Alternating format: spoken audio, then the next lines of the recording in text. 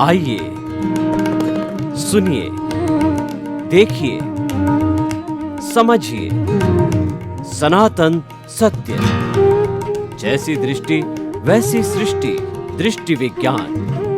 कुदरत, कुदरती रचना एवं कुदरत के कानून से शाश्वत सुख की प्राप्ति। जोधपुर के परम पूज्य महात्मा उपासक प्रोफेसर डॉक्टर सोहन राज तातेड़ के निर्देशन में सनातन सत्य। जैसी दृष्टि वैसी सृष्टि, दृष्टि विज्ञान।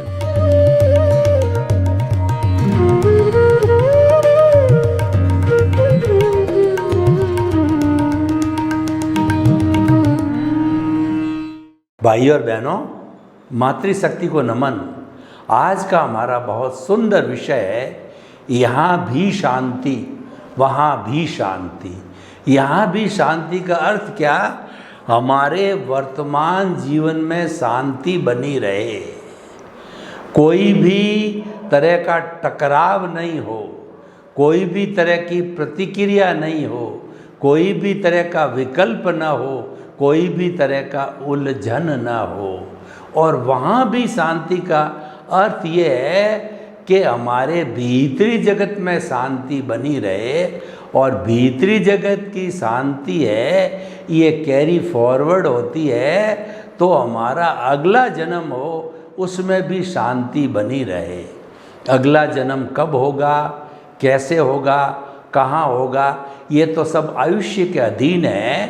तो हम इतने भविष्य में नहीं जा सकते, हम तो केवल वर्तमान की बात कर सकते हैं। तो वर्तमान का मतलब होता है कि हमारा जो व्यवहार जगत है, जिसमें हम मन वचन काया की क्रिया करते हैं या लोगों के साथ में संपर्क करते हैं, हमारा जीवन यापन करते हैं, जीविकोपार्जन करते हैं, हम अपने परिवार का पालन पोषण करते हैं, वह सब व्यवहार का जगत है। तो व्यवहार के जगत में शांति रहे, वो बाहर का जगत है। और भीतर का जगत है, हमारे स्वयं का जगत है, हमारे प्रभु का जगत है, मैं और मेरे भगवान का जगत है। उस जगत में भी शांति बनी रहे। कई बार क्या होता है कि व्यक्ति बाहर भी अशांत रहता है और भीतर भी अशांत रहता है। कई लोग भीतर में शांत होते हैं, बाहर अशांत हो जाते हैं। कई लोग बाहर अशांत होते हैं, भीतर में शांत होते हैं। ये चार प्रकार के व्यक्ति है। और इन चारों में अच्छा व्यक्ति वह है जो भीतर और बाहर का संतुलन करके दोनों जगह शांत रहे। अब ये है कि शांति का अर्थ क्या? शांति का अर्थ अकर्मण्यता नहीं कि हम कुछ भी काम नहीं करें, हाथ पे हाथ धरे बैठे रहें, सोते रहें और उसके अंदर शांति बने रहे। आप किसी से बात भी नहीं करो, पुरुषार्थ भी नहीं करो, मात्र सुबह शाम दिन भर सोते रहो, तो वो तो शांति होगी। वो शांति शांति नहीं गिनी जाती है। काम करते करते शांति का बने रहना है, वह हमारी शांति कहलाती है। और भीतर की शांति का अर्थ ये है कि हमारे भीतर जो बड़े बड़े नाग हैं, क्रोध, अहंकार, माया, लोभ, ये चार बड़े बड़े नाग हैं, ये नहीं फुफकारने चाहिए। यानी कि हमारे विचारों के अंदर जो है वर्तूल नहीं आना चाहिए, विचार विक्षिप्त नहीं होने चाहिए, विचारों का तांता नहीं लगे रहना चाहिए। हम किसी एक ही वर्तमान में जो कार्य करते हैं उसमें एकाग्र हो जाएं, वो भीतर की शांति है। भीतर की शांति का अर्थ है कि पढ़ रहे हैं, पढ़ने में मन लग रहा है, खेल रहे हो, खेलने में मन लग जाए, सो रहे हो, सोने में मन लग जावे, और उसके अलावा ध्यान कर रहे हो तो ध्यान में मन लग जाए। यानी विचारों का तांता नहीं लगा रहना चाहिए। बहुत से लोग हमारे को प्रश्न करते हैं कि जो है हम जब ध्यान करने बैठते हैं तो विचार तो सामान्य जब हम काम करते हैं इतने विचारों का तांता नहीं लगता है, लेकिन जो ध्यान करते समय उलझुल विचार और गलत सलत विचार बहुत आने लगते हैं। तब उनको हम परामर्श देते हैं, तब उनको हम अपना अनुभव बताते हैं। हमारे पास में ध्यान का बहुत 30-40 साल पुराना अनुभव है। उस अनुभव को जब उनसे हम शेयर करते हैं कि जब कभी विचारों का तांता लगना रहे और वह रुके ही नहीं, तब आप उन विचारों को खुली छुट्टी दे दो। कैसे छुट्टी देना का, आपने कभी पतंग उड़ाई होगी तो पतंग के पीछे मंजा होता है, उस मंजे को खींचते हैं तो पतंग हमारी तरफ खींचती है और ढील देते हैं तो पतंग आकाश में उड़ती जाती है। आपने जो ही खिंचाव दिया तो मंजा क्या है कि कांच क्या जो बना हुआ होता है कांच के पाउडर से, तो वो खींचते ही जो है आपका हाथ कटने का, खून आने का जो है भय बना रहता है। तो आप उसको ढील दे दो तो वह पतंग आगे से आगे बढ़ता जाएगा। यानी विचारों को आप खुली छुट्टी दे दो कि तुम जहाँ जाना चाहो, जितनी देर जाना चाहो, जहाँ घूमना चाहो तुम घूम के आ जाओ। और उसको 1 बार, 2 बार, 4 बार, हर बार जब उसको ये छुट्टी दोगे तब वो विचार भी सोचने लग जाएंगे कि ये महाशय तो हमारी उपेक्षा कर रहे हैं, ये तो मध्यस्थ भाव में आ गए, हमारी कोई केयर नहीं कर रहे हैं। तो वो विचार जो है आपके खूंटे बच जाते हैं। यानी फिर विचार इधर उधर कहीं नहीं डोलते। मैं प्रवचन कर रहा हूँ तो मेरे विचार एक जगह जो है प्रवचन के अंदर ही समाये हुए हैं और एकाग्र होकर के मैं मेरे वक्तव्य को आपके तरफ पहुंचा रहा हूं। तो ये जो है ये एक बहुत बड़ा प्रयोग है वर्तमान के अंदर जीने का। तो शांति का अर्थ ये कि व्यग्रता नहीं आवे, विचारों का वर्तुल नहीं बने, विचारों का तांता नहीं बने और हम जो है वो बिना मतलब परेशान नहीं हो।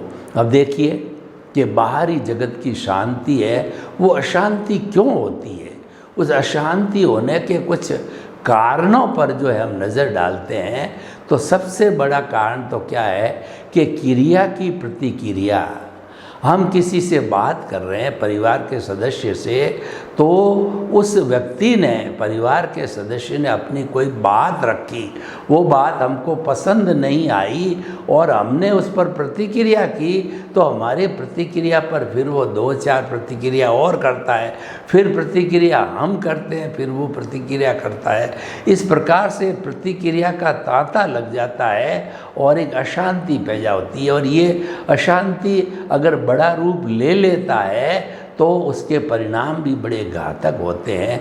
तो क्रिया की प्रतिक्रिया करने से अशांति पैदा होती है और हम प्रतिक्रिया विरति करते हैं।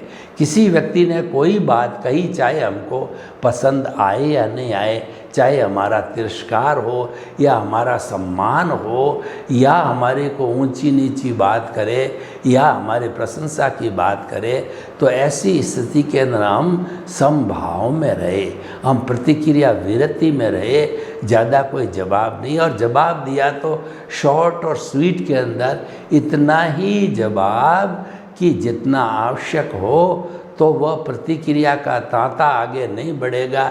ये क्रिया की प्रतिक्रिया है, ये अशांति पैदा करती है। अशांति का पैदा करने का अर्थ ये है कि हमारे मस्तिष्क के अंदर स्ट्रेस और स्ट्रेन के अंदर भर जाती है बात, वैसा हमें कार्य नहीं करना चाहिए। दूसरा, अशांति होने का कारण ये है कि व्यक्ति ओवरलोडेड वर्क करता है, जो वह कई चीज़ों का कमिटमेंट बहुत ज़्यादा कर देता है, लेकिन न तो उसके पास इतना समय होता है, न इतने साधन होते हैं कि एक ही समय में अकेला व्यक्ति सभी की पूर्ति कर दे।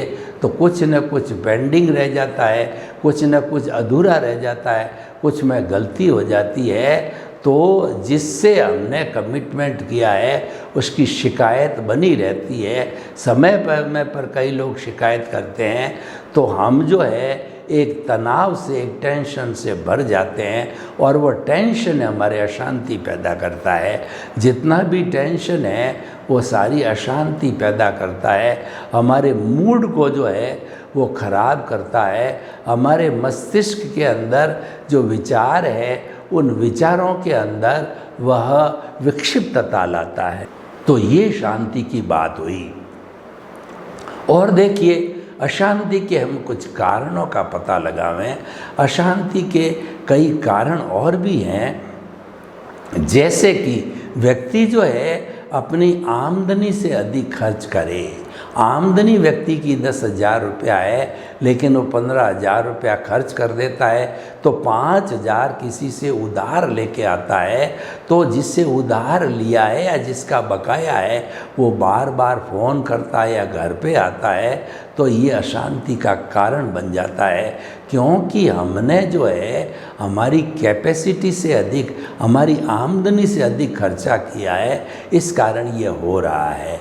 अशांति के कारण को देखें कि कोई जो है हम गलत कार्य, साजिश का कार्य, जालसाजी का कार्य, झूठ मूठ का कार्य कर बैठते हैं, और जब हमारी पोल खुलती है तो हमारे अशांति हो जाती है, हम टेंशन में आ जाते हैं। ऐसा कार्य हम क्यों करें? जो कार्य सही हो, गलत न हो, वही किया जाना चाहिए, क्योंकि गलत कार्य है वो तो कभी न कभी जो है चौड़े आता ही है, स्पष्ट होता ही है।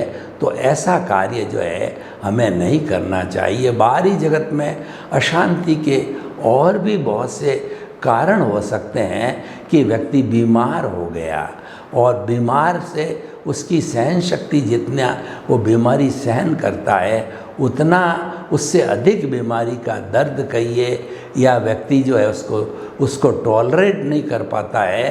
तो ऐसी स्थिति के अंदर हमारे बाह्य जगत के अंदर, मन वचन काया के अंदर तनाव खड़ा हो जाता है, टेंशन खड़ा हो जाता है। तो बाहरी जो हमारी अशांति है उसके और भी बहुत से कारण हो जाते हैं। राजनीतिज्ञ है तो राजनीति के अंदर देश के प्रति, राज्य के प्रति, जनता के प्रति उनका कमिटमेंट होता है, उनका उत्तरदायित्व होता है, और वो कुछ कारणों से समय पर पूरा नहीं किया जाता है तो जनता उनके विरुद्ध हो जाती है, और जनता उनको जो है कोसने लग जाती है। तो ये हमारे लिए तनाव का कारण बन जाता है। कई बार क्या होता है कि हमारी संतान है, जिनको हम पालते हैं, पोसते हैं, बड़ा करते हैं, सब सुविधा करते हैं, लेकिन जब वो पैरों पर खड़े हो जाते हैं और जब उनका समय आता है कि अब माता पिता वृद्ध हो रहे हैं, अक्षम हो रहे हैं, तो उस समय में उनकी जो है वो सेवा की जानी चाहिए, उनको चित्त समाधि पहुंचाना चाहिए, उनका जो ट्रीटमेंट का ध्यान देना चाहिए, उनकी भोजन व्यवस्था का ध्यान देना चाहिए। तो संतान वो ध्यान नहीं देती है या उपेक्षा करती है या अपना ही स्वार्थ देखती है, तो वह भी मनुष्य के लिए एक तनाव का कारण बन जाता है। वो अपेक्षा रहती है कि मेरी जो संतान है, तो मैंने ये चिंतन किया था कि इसको पाल पोस के बड़ा करके पैरों पर खड़ा करूं, ताकि कभी हमारे जो है वृद्ध अवस्था आएगी, हम अक्षम हो जाएंगे, तो वो हमारे को जो है वो लाठी का सहारा बनेगा, हमको वह सहयोग देगा, हमारी वो मदद करेगा, हमको चित्त समाधि पहुंचाएगा। लेकिन वह हमारे विचारों के अनुरूप जो है खरे नहीं उतरते हैं और वह शांति का कारण हो जाता है। इस तरीके से हमारे व्यवहार जगत के अंदर अशांति होने के कई कारण हो जाते हैं, लेकिन हमारे को शांति बनी रहे उसके लिए हमें क्या करना है कि व्यक्ति में टॉलरेंस पावर होनी चाहिए। अशांत होने के बहुत से जो है कारण हो सकते हैं, लेकिन उन कारणों के अंदर हम अपने आप को संभाव में रखें, हम उन कारणों से एडजस्ट हो जाएं, एडजस्ट एवरीवेयर होए देवें।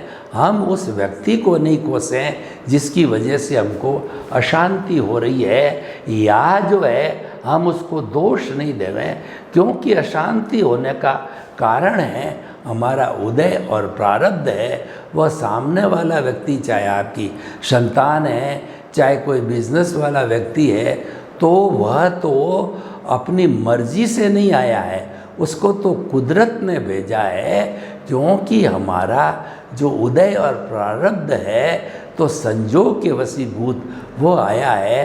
तो उसको जो है हम कहना चाहिए कि हम ये नहीं समझें कि यही हमारी अशांति या दुख का कारण है।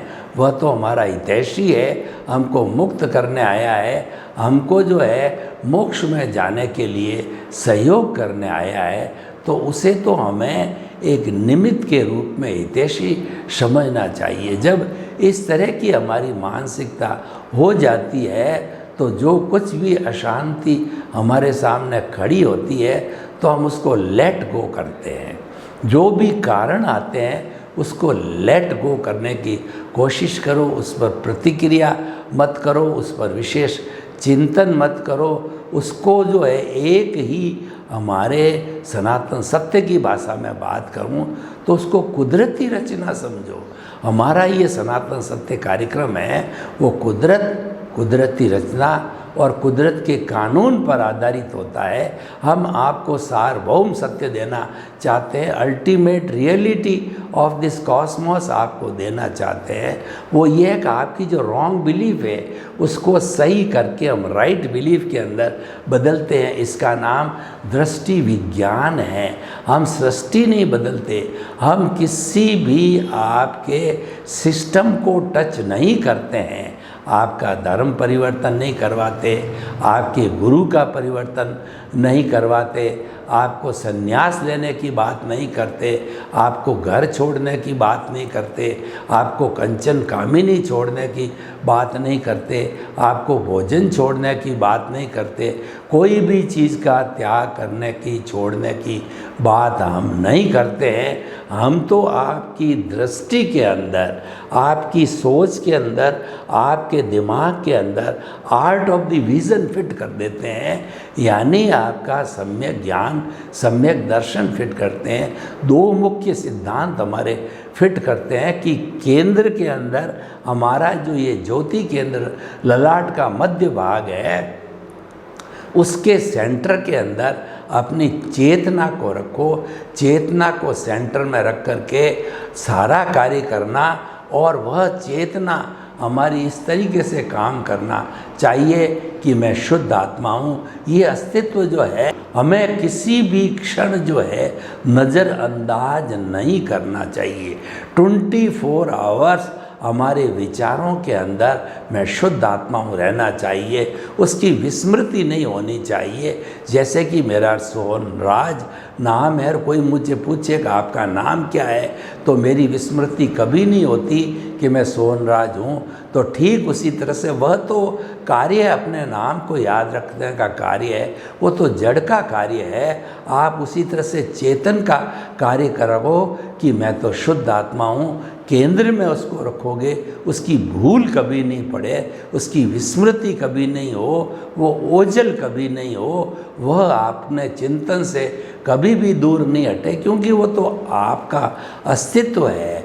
आप वही हो जो आपकी चेतना है। अगर चेतना नहीं है तो आप जड़वत हो गए, तो आप मुर्दे हो जाओगे और आपको जला दिया जाएगा। आप बोलते इसलिए, वो हाथ पैर इसीलिए हिलाते हो, मन वचन काया की हर क्रिया इसलिए करते हो कि आप में चेतना विराजमान है, आप में शुद्ध आत्मा का निवास है, तभी आप सारी प्रवृत्तियां कर रहे हो। और उसकी प्रेजेंस हटी और सावधानी हटी, दुर्घटना घटी, यानी आपका जो ही चेतन तत्व गायब हुआ, आपका हंसा उड़ गया, तो लोग कहेंगे राम नाम सत्य है, और जो है वो आपको वो धीरे धीरे शमशान भूमि के अंदर पहुंचा देंगे। तो भाई और बहनों, हम आपको एक मुख्य बात कहते हैं हमारे सनातन सत्य की कि केंद्र के अंदर आत्मा को रखो, और उसके साथ साथ में व्यवहार जगत के अंदर जो कुछ भी चल रहा है, कोई व्यक्ति हमको कष्ट दे रहा है, कोई हमारी प्रशंसा कर रहा है, कोई व्यक्ति हमारे साथ अच्छा व्यवहार कर रहा है, कोई व्यक्ति बुरा व्यवहार कर रहा है, और हमारे शरीर के अंदर बीमारी आ रही है, हमारे शरीर के अंदर साता वेदनी है, असाता वेदनी है, कैसी भी परिस्थिति अच्छी बुरी आवे, उसको हमें कुदरती रचना जानना, मानना और श्रद्धा करना और देखना होता है, यानी उसके साथ जुड़ाव करना नहीं होता, उससे मुक्त रहना है। क्योंकि मन वचन का है तो प्रकृति है, और हमारा भीतर जो विराजमान, जैसा मैंने कहा कि केंद्र में आत्मा को रखो, वो तो पुरुष है। पुरुष और प्रकृति को अलग अलग रखो। जब पुरुष और प्रकृति का मिलान होता है तभी जो है वो अज्ञान की उत्पत्ति होती है। अगर ये मिलते नहीं हैं तो अज्ञान कभी नहीं रहेगा। दोनों शाश्वत है, जड़ भी शाश्वत है, उसका जो सूक्ष्मतम रूप है परमाणु वो शाश्वत है, और चेतन तो शाश्वत है ही है। क्योंकि चेतन जो है सच्चिदानंद है। सच्चिदानंद का अर्थ होता है, सत्य का मतलब अविनाशी है, चित्त का मतलब ज्ञान दर्शन वाला है, और आनंद उसका लक्षण है। वो तो आनंद का धाम है, वो तो अनंत ज्ञान, अनंत दर्शन, अनंत शक्ति, अनंत सुख का धाम है। वो तो 24 कैरेट का सोना है। तो इसीलिए वह केंद्र में रहता है तो हमारे सभी समस्या का निवारण हो जाता है। तो भाई और बहनों, ये हमने जो है यहाँ भी शांति वहाँ भी शांति की हम बात कर रहे हैं। वहाँ भी शांति का मतलब अगले जन्म में कहें वो हमको पता नहीं है। तो हमारे भीतरी जगत की बात करें तो भीतरी जगत में शांति तभी बनी रहती है कि जब हम प्रभु का चिंतन करते हैं, प्रभु को हम केंद्र में रखते हैं, हम भावों के ऊपर ध्यान देते हैं, और जो है हम नए कॉज नहीं पढ़ने देते हैं। देखिए, मनुष्य जो है जन्म से मृत्यु तक हर क्षण जो है कुछ न कुछ कर्म करते ही रहता है। मनुष्य के साथ में ऐसा कभी नहीं होता है कि वो जीवन में कर्म नहीं करे। मनुष्य तो जब जो है रात के अंदर वो जब सोता है तो सोते के समय भी स्वप्न लेता है। वो स्वप्न लेता भी कर्म है। उसके अंदर भी स्वप्न के अंदर जब वो कर्म करता है तो कर्म तो व्यक्ति करता ही रहेगा। क्योंकि कर्म का तो ये जो है फिल्म पिछले जन्म से बना के लाया है, वह तो उदय और प्रारब्ध के अधीन है। वो व्यक्ति के हाथ में नहीं है, वो हमारे हाथ में नहीं है। वो तो ऑटो मोड से चलता है, वो तो प्रकृति के हाथ में है। हमारे जीवन का संचालन है वो जन्म से मृत्यु तक है। वह उसका कुदरत ही क्रिएटर है, ऑपरेटर है और डिस्ट्रॉयर है, और कुदरत ही उसको संजोग जुटाकर द्रव्य क्षेत्र काल भाव के अनुसार उसको संचालित करती है। हर प्राणी को जन्म देती है, पालन पोषण करती है, और उसकी मन वचन काया की क्रिया जो है वो करवाती है। वो सारी हमारी कुदरत ही करवाती है। तो भाई और बहनों, हम आपको ये बताना चाहते हैं कि हमारे यहाँ भी शांति वहाँ भी शांति, यानी व्यवहार जगत का और निश्चय जगत का आप संतुलन बिठाइए। व्यवहार जगत के अंदर आप सहन शक्ति को बनाए रखें, आप जो है समभाव को बनाए रखें, आप सम और सम की नीति से चलें। सम का मतलब समभाव, यानी कि कोई आपको अच्छा कहे बुरा कहे, टॉलरेंस पावर रखना है, ये समभाव कहलाता है। दूसरा सम का मतलब जब आपका क्रोध फुफकारे, अहंकार फुफकारे, आपकी जब माया फुफकारे, जब आपका लोभ फुफकारे, तब आप उनको दबा के रखो, जब आप उनको शमन करके रखो। क्योंकि अगर वो प्रकट हो जाएंगे तो वो अशांति पैदा कर देंगे, व्यग्रता पैदा करेंगे, और वो विचारों का वर्तुल बना देंगे। तो उसका शमन करो। और तीसरा श्रम, व्यक्ति को कभी भी जीवन में एक क्षण भी बिना श्रम के नहीं बैठना चाहिए। मानसिक श्रम करो और शारीरिक श्रम करो। शारीरिक श्रम करने वाला व्यक्ति जो है अपने जितने मसल्स हैं उन मसल्स को मुलायम रखता है, और मनुष्य के मसल्स के अंदर थकान आती है, उसको अच्छी नींद आती है, और वो सुख की चैन से सोता है, फ्रेश होता है। और श्रम करने से हमारे जितने भी कार्य होते हैं, संसारी कार्य, पूरे हो जाते हैं। और मानसिक रूप से श्रम करने पर हमारा जो ज्ञान दर्शन है, केंद्र में हमारी आत्मा है, और सम्यक ज्ञान सम्यक दर्शन को जो हमने फिट किया हमारे आर्ट ऑफ द विज़न के अंदर, तो हर वक्त उसका इम्प्रूवमेंट करते रहो, हर वक्त उसका डेवलपमेंट करो। डेवलपमेंट करने का अर्थ ये है कि आपको जब आत्मपद पर बिठाया है, यानी आपको जो है ज्ञानी पुरुष के द्वारा जब आपको ज्ञान प्रेषित किया है, तब आपका जो है कर्ता पद है उन्होंने छीन लिया था। कर्ता पद को उन्होंने हटा करके आपको आत्मपद पर बैठाया, यानी आप अकर्ता हो गए, निमित्त हो गए। ये भाव लगातार बना रहने से अशांति पैदा नहीं होती है। सर्वे भवन्तु सुखिनः, सर्वे सन्तु निरामया। लोक के सब जीवों को सुख मिले, शांति मिले, आनंद मिले, प्रेम मिले, सौहार्द मिले, और सभी भाई भाई की तरह रहते हुए वसुधैव कुटुम्बकम का निर्माण करे। आपके प्रति मंगल भावना। ओम शांति।